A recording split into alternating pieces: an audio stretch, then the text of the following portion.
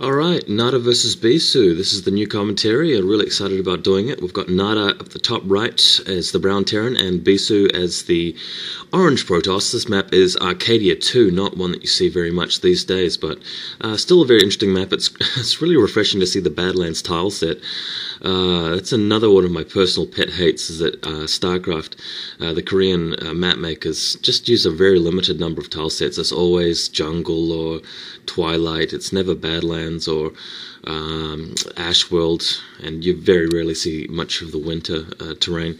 So yeah, it's a bit of a shame, but it's good to see some different tile sets in there. Anyway, one thing I wanted to say is that this replay, I'm using a function of Chaos Launcher, which is a program that does various things to help you out with StarCraft, and one of them is this auto hotkey plugin, which actually allows you to see what hotkeys, what people have got bound to hotkeys when you're watching a replay. So I've just entered the command now, and the way it works is that I press the buttons and it just shows me what the player has bound to that hotkey. Now you won't see the selections being selected real time, as in by the player. So when you see the stuff coming up down the bottom for the hotkey selections, that's just me pressing in the replay. So don't think that Bisu was selecting that group of zealots at that particular point in the game and changing to this hotkey. That's not how it's working. It's just me just checking what people have got in the hotkeys for this entire game. So throughout various stages of this replay, you'll see me actually just cycling through the armies just to see what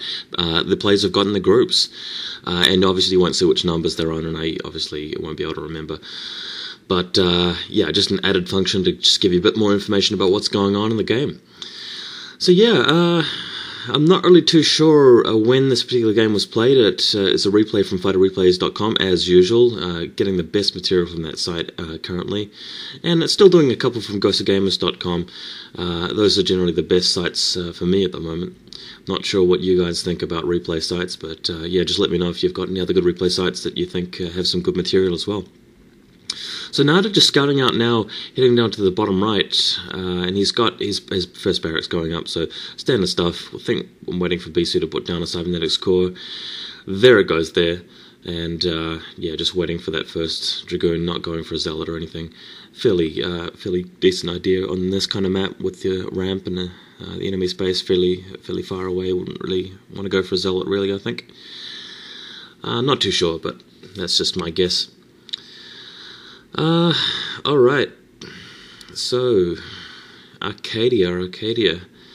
What do you want to do in Arcadia is, I think, play a bit defensively, but if you play too defensively, I mean, it's a really big map, it's got a lot of expansions, you don't want to let your opponent go around and take the map, but you really want to make the most of that protected double natural base, and I think the game, the early to mid game, definitely revolves a lot around that. I mean, sometimes you want to go for an all-in just to trick your opponent because they expect you to take the double natural expansion, but usually it's quite often to see a lot of conservative play in this style. Anyway, we've got Nada immediately building a bunch of Marines and a factory, so it looks like he's probably going to go for FD Terran with several Marines first and tank and vultures.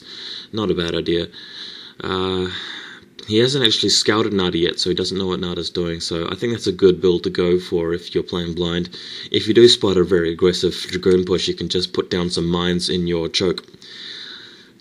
Anyway, as to what Bisu is actually doing, he's just putting down a few more pylons and going for one gate range.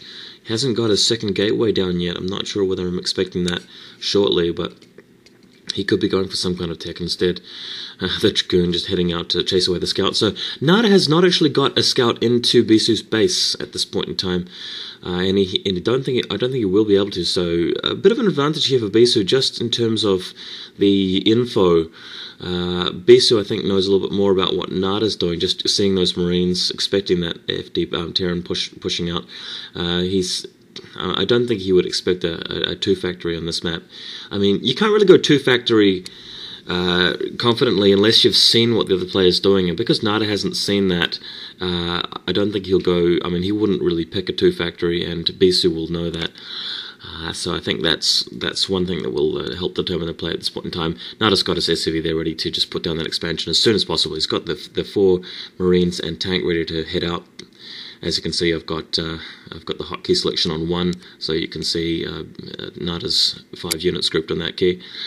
And there goes the expansion, way before Bisu's, and Bisu's actually gone for a fast robotics, if I recall, looking at his base, and that isn't going to pay off too well, because unless he does some damage, just blunting this push and getting in there and killing those mines, and then pushing an attack into the natural, because Nada's going to be way ahead in economy. If Bisu doesn't get that Nexus going down pretty shortly. So there's the robotics facility.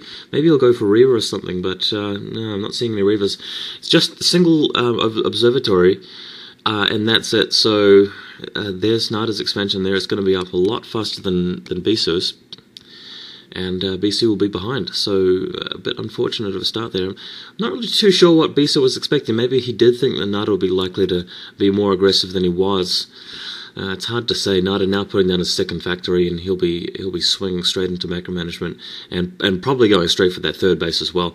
So there's Nada's first expansion. There's the Nexus going down at the gas location. We've got an observer out. Just having a look through what else we've got. Still on 2 gateways. Pylon down next to the Nexus. All right. Nada now putting down his comsat stations, so getting them ready. Not a bad idea if you're worried about Dark Templar drops or anything like that. And it's handy to spot at this point in the game to see what the Protoss player is following up. It's quite important to know whether Protoss player is just going like adding more gates and just trying to full out all-in rush you, or going for the triple Nexus, and I think Nada wants to see that, and he's got the 2 comsats, so he's going to be able to do it. Oh my god, looks like we've got a scan going off to try and take out that observer, but Bisu is quick and he gets the observer out in time. It's always good, because if you can see the little graphical distortion on the map where the invisible unit is in StarCraft, you want to scan that area and just pick observers off, because it's really handy. Just denying information to the Protoss player and forces them to prepare for more possibilities and invest a little more thinly. So yeah, always recommended. Now Nada's got quite a force built up here. He's got, as you can see, that control group. He's got a bunch of tanks, and he's got Marines and Vultures. Bisu's forces aren't anywhere to be seen, but he's got that observer just tracking Nada's force moving out. Nada now adding 2 more factories, so he's going to be looking quite strong shortly. Excuse me. Alright. Yeah, so with Nada on 4 factories now, he's easily going to be able to push into that 3rd base, also protected. Bisu's gone for triple Nexus fairly quickly. He's adding that Citadel of Dawn. So pretty standard stuff mid-game for the Protoss. He's got plenty of Dragoons there to blunt any kind of attack that's going to be showing up, and he's going to have speed upgraded Zealots.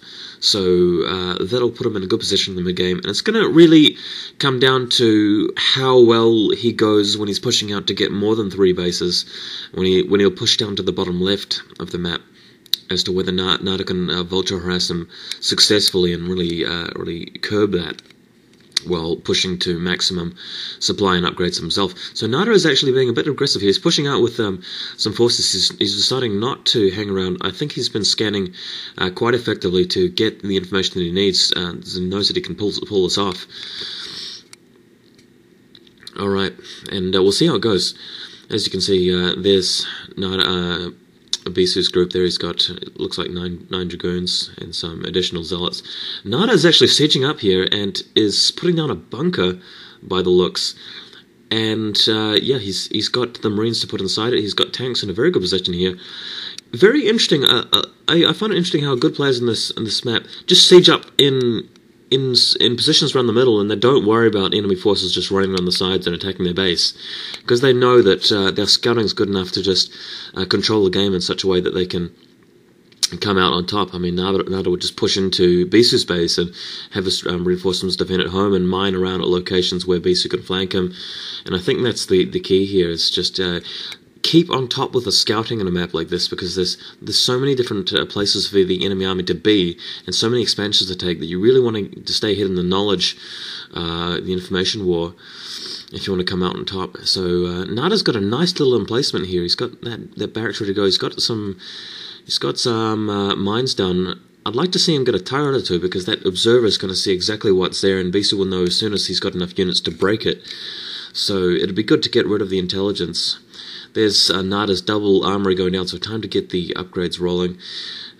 Double armory, very good. You really want to get straight up to +3 upgrades. Double +3 against Protoss, very effective. You can really start dominating the battles in late game if you've got that.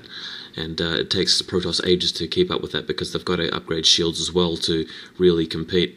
And even then, Terran units get larger bonuses from damage, especially with the tanks getting like +15 damage from a +3 upgrade.